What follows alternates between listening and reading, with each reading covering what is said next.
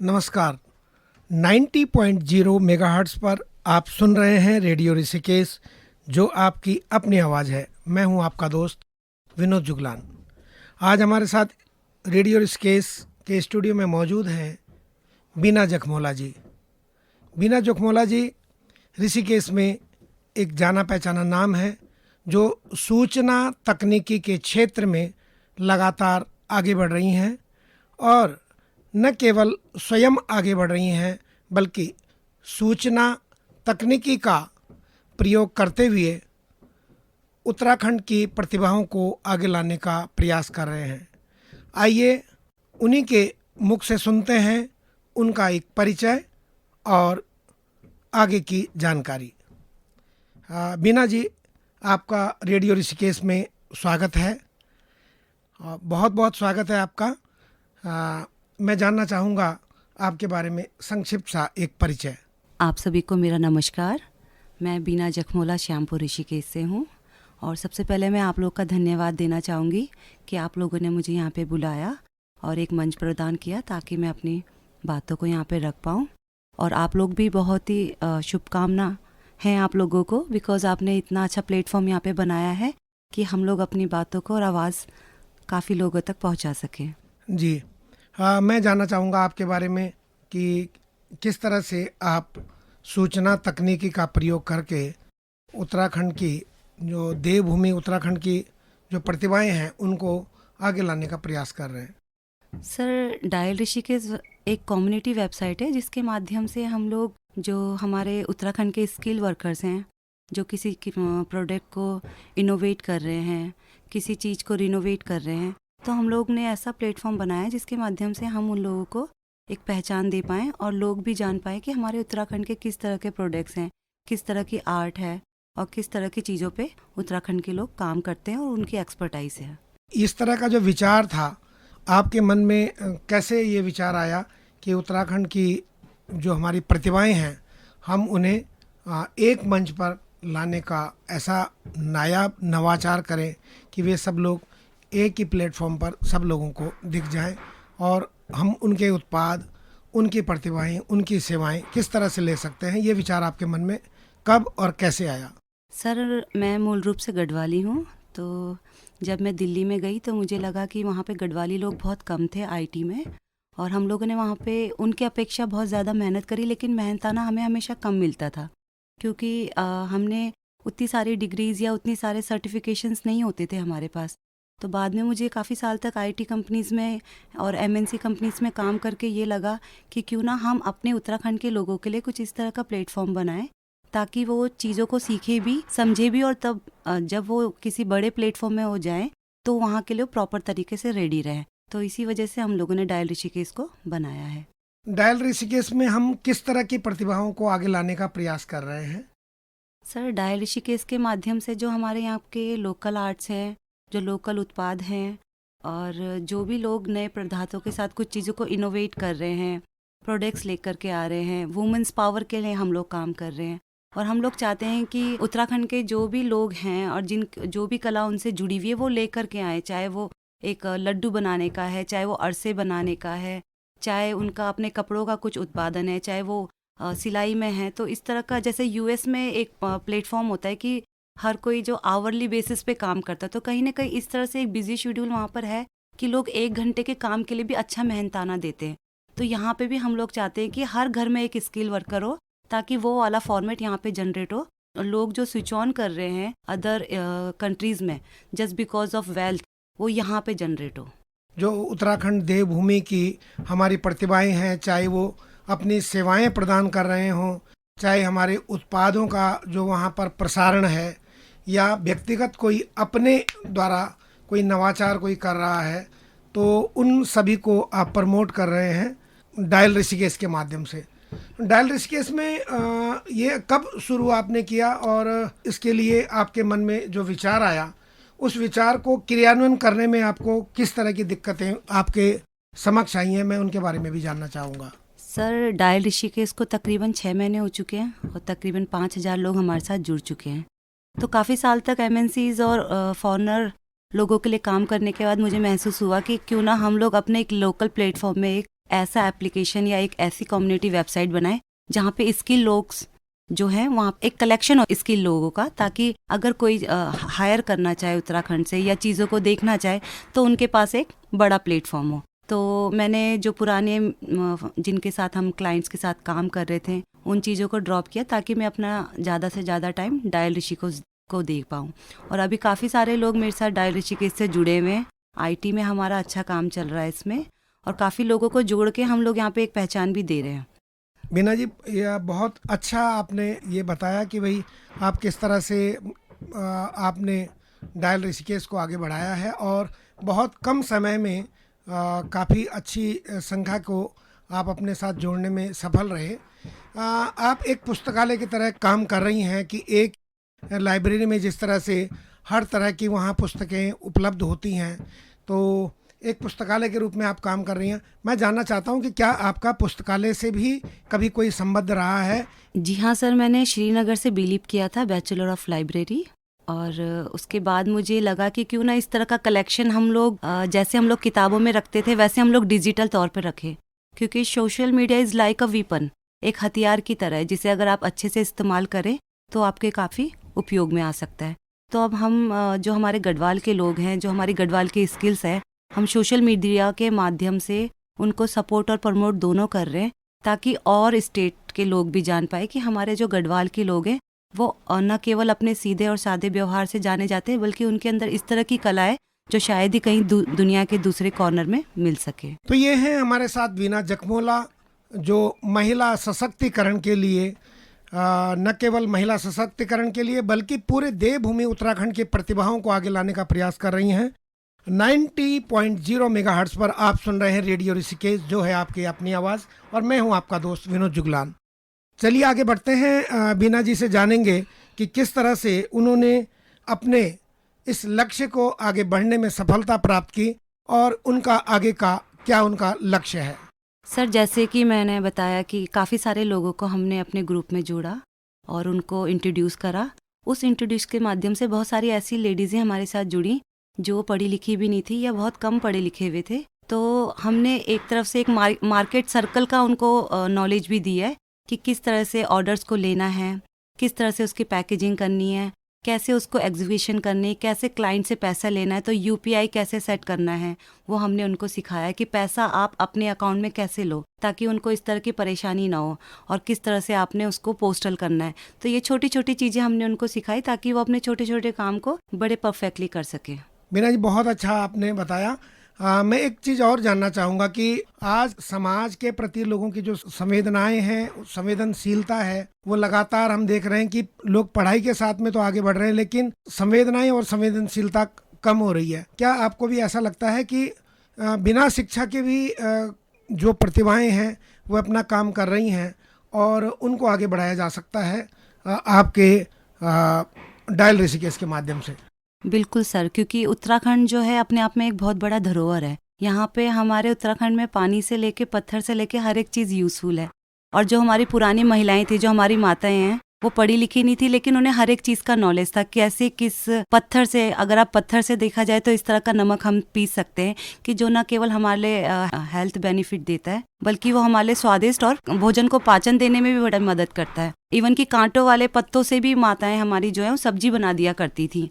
तो इतनी सारी उनको नॉलेज जो है वो पुरातत्व है। तो मुझे लगता है अगर वो चीज़ें अगर आगे लेकर के आए तो ना केवल हेल्थ बेनिफिट में हमारे बहुत प्रॉफिट होंगे, बल्कि जो हमारे पेड़ पौधे हैं उनको संरक्षण मिलेगा, और जो स्किल्स जो हैं ये हमेशा बनी रहेगी। नहीं तो कुछ सालों बाद ऐसा होगा कि हम लोग भी पैकेट फूड खाने के लिए तैयार रहेंगे। आईटी में तो बहुत आगे हो जाएंगे, मोबाइल की एप्लीकेशंस और ये सब चीज़ें डेवलप कर देंगे, लेकिन खाने के लिए हमें पैकेट्स और फ्रोजन फूड में डिपेंड होना पड़ेगा। बहुत गंभीर बात आपने अपने संदेश में बताई है कि जो हमारी पुरातन संस्कृति है, हमारे जो संस्कार हैं और हमारे जो बुजुर्ग हैं उनके द्वारा जो हमें संस्कारों में जो सारा ज्ञान दिया जाता था, कहीं ना कहीं हम आधुनिकता के दौर में उसमें उन चीज़ों को भूल रहे हैं।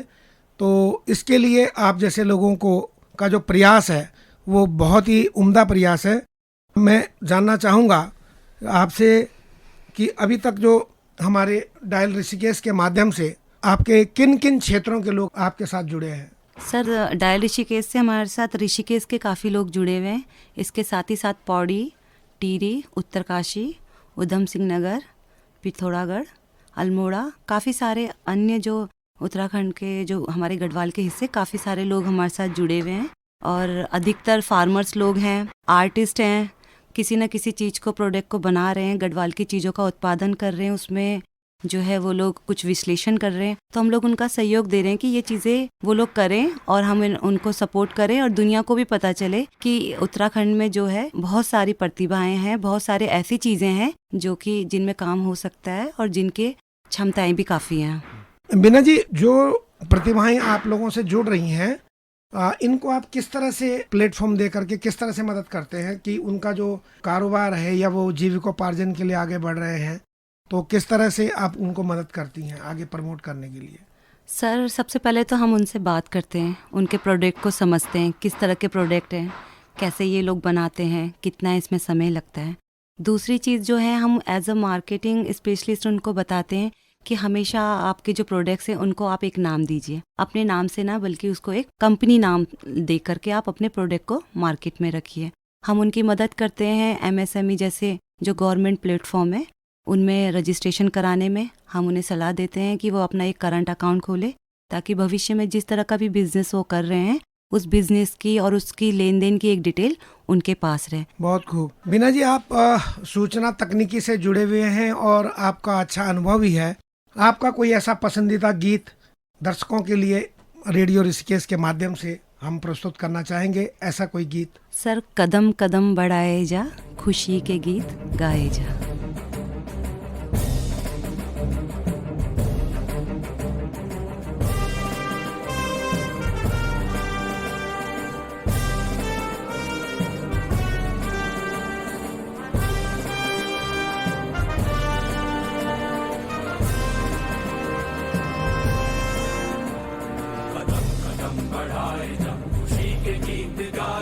ये जिंदगी है कौम की, तू कौम पे लुटाए जा। कदम कदम बढ़ाए जा, खुशी के गीत गाए जा। ये जिंदगी है कौम की, तू कौम पे लुटाए जा।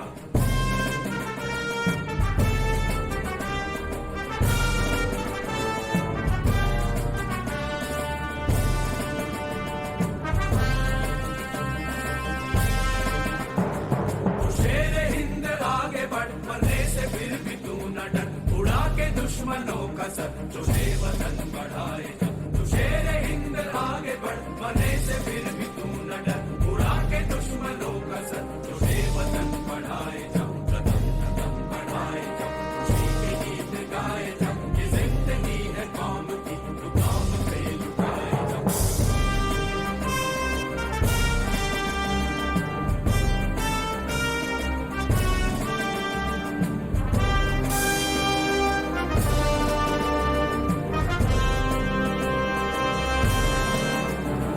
चलो दिल्ली पुकार के, हमें निशान संभाल के। लाल किले पे गाड़ के, लहराए जा लहराए जा। चलो दिल्ली पुकार के, हमें निशान संभाल के। लाल किले पे गाड़ के, लहराए जा लहराए जा। कदम कदम बढ़ाए जा, खुशी के गीत गाए जा। ये जिंदगी है कौम की, तू कौम पे लुटाए जा। कदम कदम बढ़ाए जा, खुशी के गीत गाए जा। ये जिंदगी है कौम की, तू कौम पे लुटाए जा।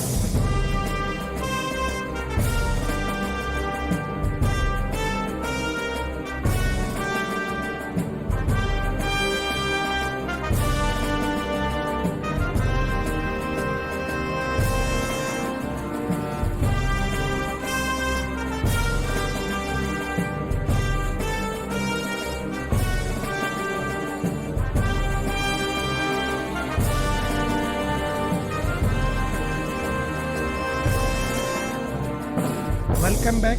90.0 मेगाहर्ट्ज पर आप सुन रहे हैं रेडियो ऋषिकेश, जो है आपकी अपनी आवाज़। मैं हूं आपका दोस्त विनोद जुगलान, और आज हमारे साथ स्टूडियो में मौजूद हैं बीना जखमोला जी, जो सूचना तकनीकी के माध्यम से देवभूमि उत्तराखंड की प्रतिभाओं को आगे लाने का प्रयास कर रही हैं। आपसे ही हम जानना चाहेंगे कि आपने अपने जो ये सूचना तकनीकी का एक प्लेटफॉर्म तैयार किया है, इसका नाम डायल ऋषिकेश ही क्यों रखा? Sir, Rishikesh is a gateway of Uttarakhand. मुझे लगता है कि ऋषिकेश एक ऐसी जगह है जहाँ से उत्तराखंड के और गढ़वाल के सारी जगह बहुत आसानी से जुड़े हुए हैं। आने जाने का साधन भी बड़ा अच्छा है। तो मैंने सोचा क्यों ना इस तरह का नाम रखा जाए कि जिससे कि जहाँ से हमारा उत्तराखंड स्टार्ट हो रहा है, गढ़वाल की सारी चीज़ें जुड़ी हुई हैं, सारे रास्ते जुड़े हुए हैं, आने जाने के साधन जुड़े हुए हैं, ताकि कल के दिन पे अगर हमसे कोई मिलना चाहे, बात करना चाहे या हम किसी की मदद करना चाहे तो हम सबके लिए आसानी हो।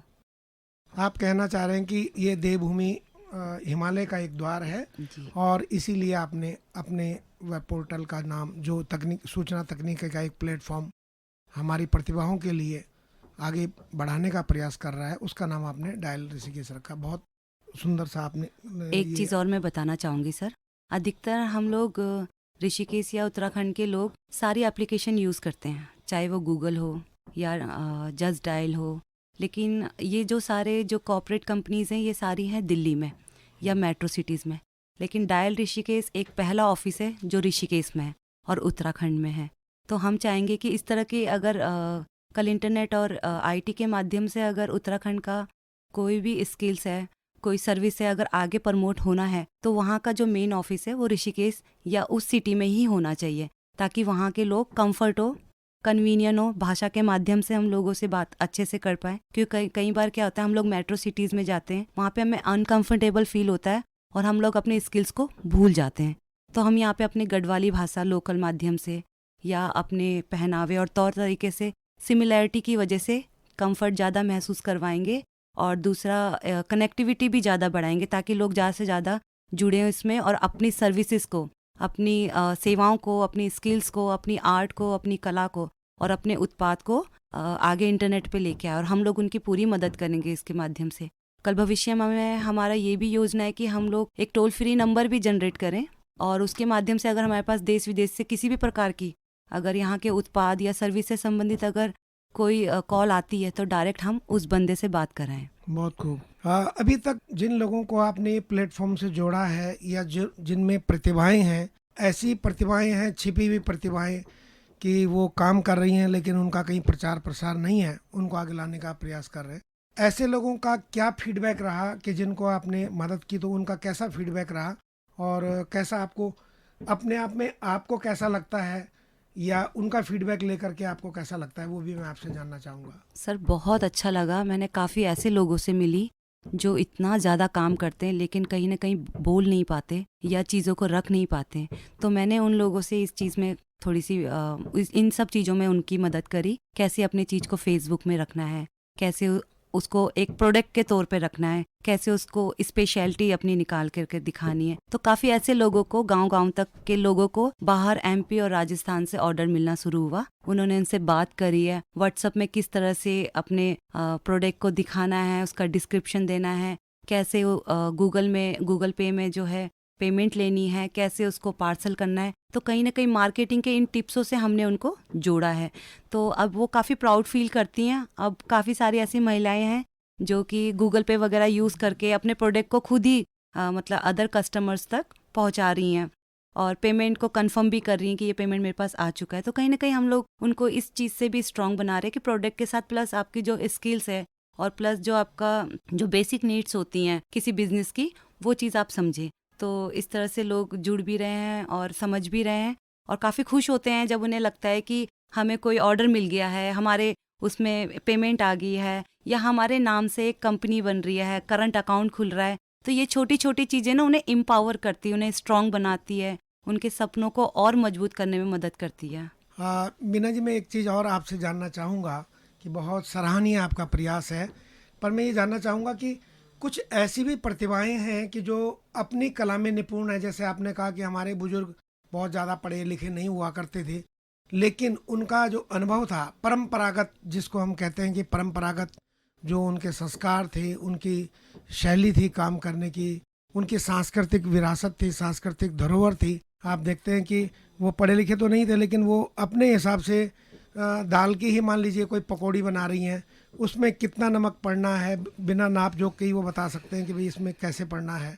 तो ये सारी जो चीज़ें हैं, अभी भी समाज में कुछ लोग ऐसे हैं कि जो आज के समय में तकनीकी के इस युग में पढ़े लिखे तो नहीं है, लेकिन वे बहुत प्रतिभावान है, उनके अंदर जो टैलेंट है वो कूट कूट कर भरा हुआ है।